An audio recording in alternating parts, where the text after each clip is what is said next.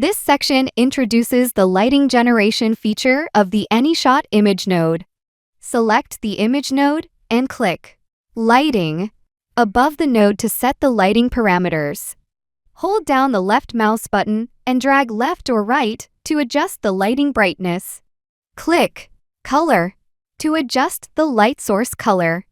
Click the Main Light option to set the main light's position. This can also be adjusted visually in the left area by dragging and clicking. Click Enable Rim Light to set the rim light's color and intensity. Click to switch between soft and hard light. Soft light has a relatively larger light source area, creating smooth transitions, soft shadows, and blurred edges. Hard light has a relatively smaller light source area, producing strong contrast and sharp shadow edges. If you are not satisfied with the settings, click Reset All in the top right corner of the node panel to reconfigure the lighting parameters. Finally, let's look at a comparison of different lighting parameters.